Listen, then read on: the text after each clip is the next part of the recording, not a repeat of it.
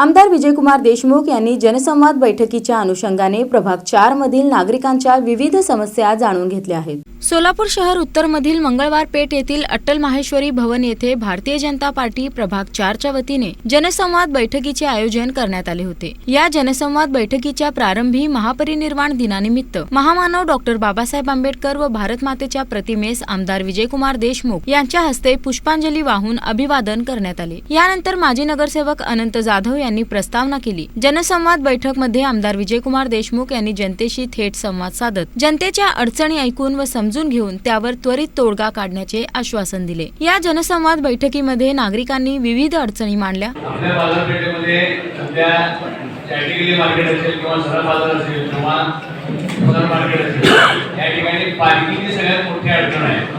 आणि ज्यावेळेस पवार साईड सेंटरमध्ये मोठे जेव्हा गाड्या येतात, ते गाड्या अशी लागतील की व्यापाऱ्यांना छोट्या व्यापाऱ्यांचा त्रास होतो आणि इतर पार्किंगची सगळ्यात मोठी अडचण आहे।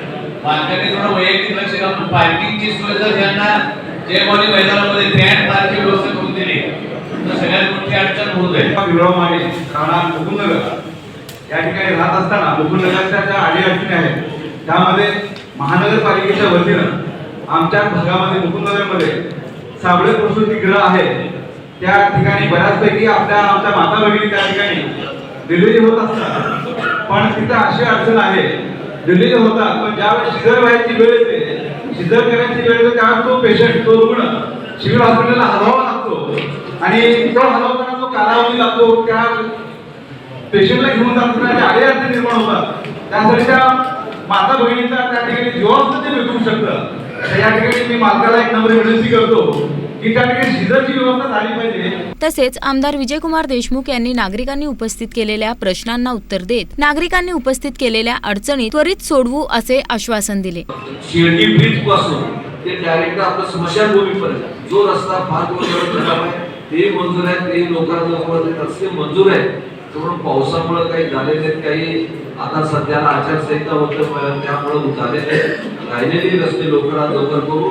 आता शिर्डीने सांगितले की आपल्या कस्तुरबा मार्केट संदर्भात जरूर मी महानगरपालिकेत तो प्रश्न मांडेन, आयुक्तांना भेटेन आणि तिथं कसं निधी देता येते आणि कुठल्या प्रकारे काम होते तिथं कट्टे करून घेणं। पूर्वी कट्टे केलेले होते पण मला असं वाटतं की त्या कट्ट्यावर कोण बसलंच नाही आणि आता पुन्हा एकदा कट्टा करा म्हणलं तर पुन्हा एकदा कट्टा करून घेऊ आणि तिथल्या रस्त्याच्या संदर्भात आपण सांगितलं तर तो कस्तुरबा मार्केट पूर्णपणे सिमेंट कॉन्क्रीटचा करून घेण्यात येत। या बैठकीमध्ये अनंत जाधव, माजी नगरसेविका वंदना गायकवाड, सुरेखा काकडे, महेश तापडिया, देवीदास चेळेकर, अजित गायकवाड, राजू काकडे, भाजपा युवा मोर्चा प्रदेश सचिव गणेश साखरे, गौतम कसबे, माजी मंडळ अध्यक्ष सचिन कुलकर्णी, श्रीशैल शेटे, मनोज मलकुनाईक, श्रीकांत कट्टीमणी, गोपाळ झवर आदी उपस्थित होते।